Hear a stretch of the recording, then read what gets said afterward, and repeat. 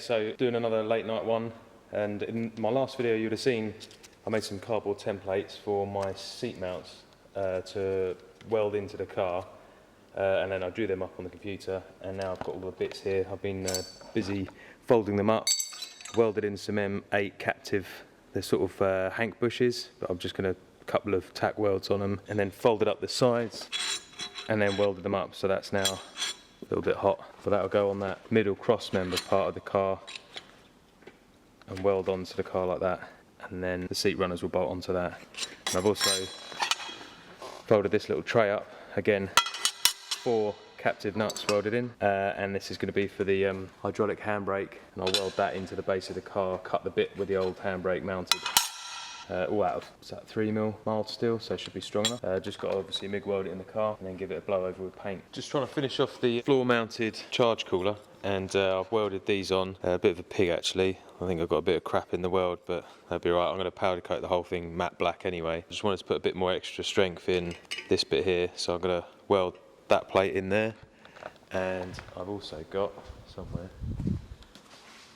some little triangle pieces just to triangulate that corner down there, so the bottom bracket will be pretty substantial once that's all welded in. And then obviously got the side and the top tying onto the bulkhead. That'll sit up inside the passenger footwell like that. It's gonna look killer.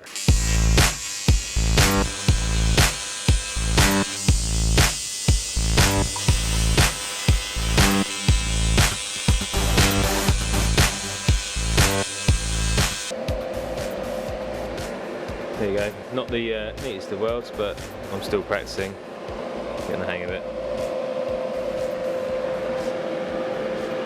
Should do the trick.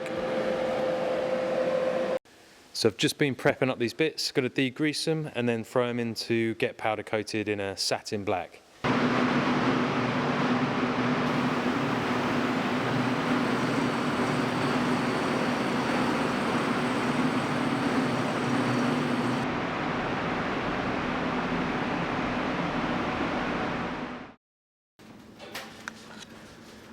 That was supposed to be matte black, but it's come out pretty gloss. Then again, it is still in the oven and still red hot, so hopefully when it cools down it will lose that sheen.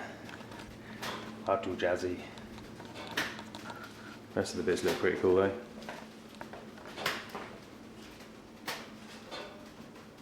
Like some crazy art installation.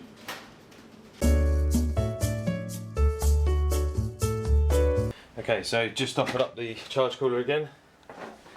So that's where it's going to sit in the passenger footwell, and then obviously the boost pipes go up through the big holes in the bulkhead.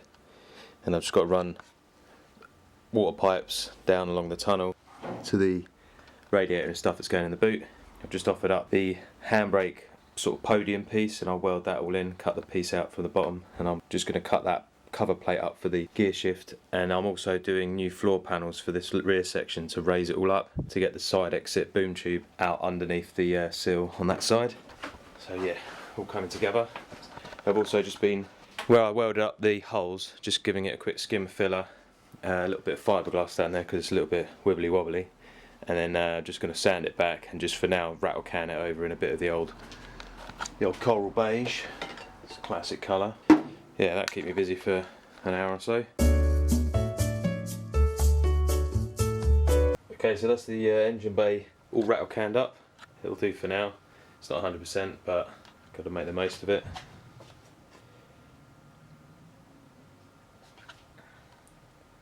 So I really need to get the gearbox back in, and then everything else will kind of fall into place around it, hopefully.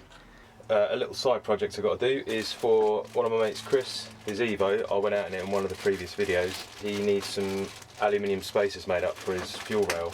So he's given me the dims, and I've cut some little bits of bar. I'm just going to turn them down to the right diameter, drill them through, and I'll also have to face them off and get them to the right length. But yeah, something to do, isn't it?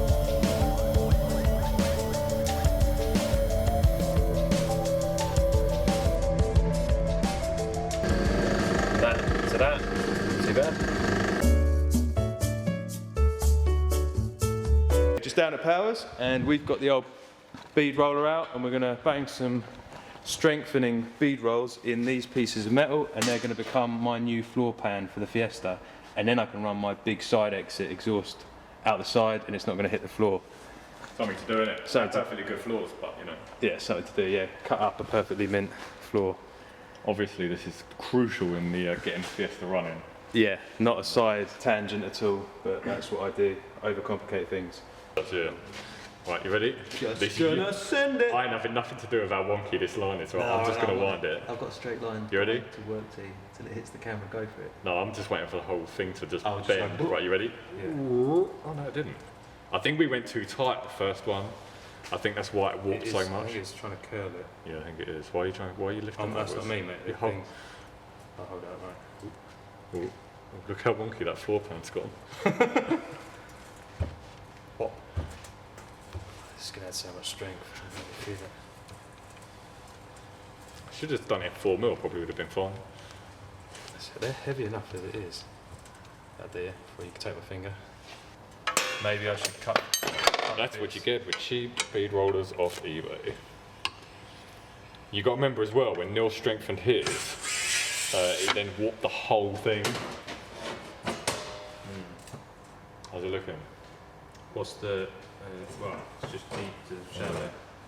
What's the risk of going over that again? Don't know, mate. It's my first go as well. Bang it in there, see what happens. I thought the idea was you went one hit. Yeah, you're doing one hit, but maybe you don't. I think you do it one hit. I think there's too much to risk going over and over again. Yeah. Right, so go back down. It's the same depth. Okay, here we go. What we can do about... Maybe unless I hold that. I don't think I'm going to be able to I don't hold think it. you're going to be able to. You ready? Maybe if I go slower. And keep an eye on it. And when it starts to go... Yeah, go back. Is that the right depth, yeah? It's the same depth we went That's to the what I mean, first yeah, time. it's the depth that we want. Yeah, that looks much better. Looks alright, doesn't it? I think it's all straightened out as well. Definitely a bit wrong. So, yeah, Zach's got some funky plenum materials to make some uber cool turbo plenums, which is similar to, well, the same sort of bits that we used on my inlet that Crazy Cage made up. So you got these tapered oval trumpets. They'll be surface mounted into the back plate of the plenum and then all welded in. So you got, he's got the oval tube alley fuel rail. That's pretty sick.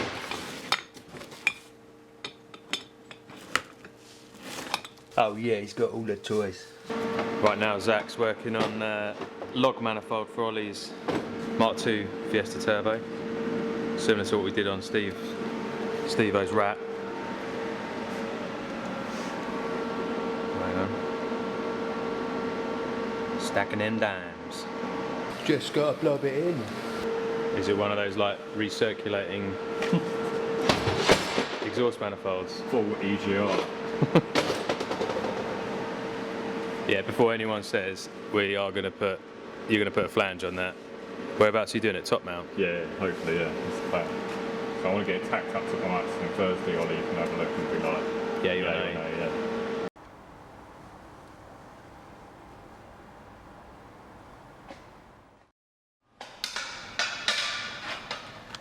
What are you doing, Zach? Making a mess. Experimenting. Yeah. This is a dual plenum in the making. Zach's done the math and worked out that the size of the slot that's needed and the length of the slot. Is it that's... Yeah, I did the math, but that's not to go with the maths. That's not... Alright. I did the maths wrong. Oh, really? Yeah. So is this like you can't use this then? Well, no, I don't really know. I don't think anyone does the maths, so I'm sure it'll be fine. No, isn't it? No, but the slot's got to be... Oh, the slot's definitely bigger than the throttle. Okay, yeah, so as long as the slot's bigger or thereabouts to the throttle opening, then you put a slot in this, and then the theory is that you equally feed all of the inlet tracks through that slot. That's correct. So you don't have like one one inlet getting more air or the last one than the others. Evens the flow. Evens the flow. And they do have it like on the RS Audis and stuff, they've got it like from the factory, and all the Gen V inlets have the same sort of thing going on. So we did like a template using our cone calculator, and then Zach's spent 4 days rolling this into shape, and then that is going to end up being welded onto the top of that, or the bottom of that, Or the side of it. or the side of it. Some part of the. What trumpets are you doing inside that? Sunken. Oh, like the Sunken, Sierra yeah, ones. yeah. Cool. I think that's going to be the standard plenum of choice from now on. Yeah, I think the next step is get the base. Get the base finished, Yeah. and then get back onto the. Tack that on. Oh no, how are you gonna? So you got to grind them back first, Yeah, I'll pull then it tack first. that on, Yeah, and then weld them to that, and then deal with the slot and the Yeah, chamfer then and the chamfer end the caps and edges. shorten it. Then bosh the top on. Easy. Just got to blob it in. Okay, so back inside the car, I'm going to be cutting this bit out, which was where the old gear stick poked through, and I'll be welding in my new cover plate, and then I've also got my hydraulic handbrake mount, which I'm going to cut all this old gubbins out for the old handbrake, and then weld in that little platform, and then just clean up these bits, and I'll be welding on my new brackets that I made for the front of the seats, and I've made a little jig so I know how wide apart the seat brackets need to go, and then I can obviously just clip that on, and that gives me the distance, and I can spot weld that, unbolt it, and then weld it all up. So a little bit of cutting, a little bit of prepping, and I'll crack the welder out and start zapping.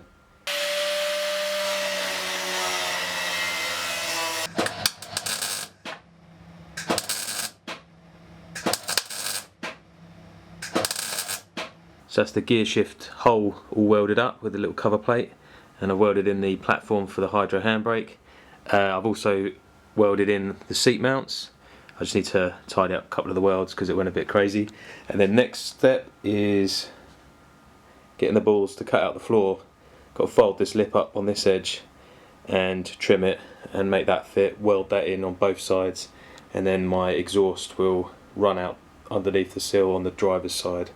Well, that's it for another video. Hope you enjoyed it. Don't forget to hit like and subscribe. Also check out the merchandise in the bit below. Once again, I write regularly for Classic Ford magazine, so don't forget to check out the latest Classic Ford mag for stuff on the Sierra and the Fiesta and other projects that I've been getting involved in. And until next time, I'll catch you guys later. Take it easy.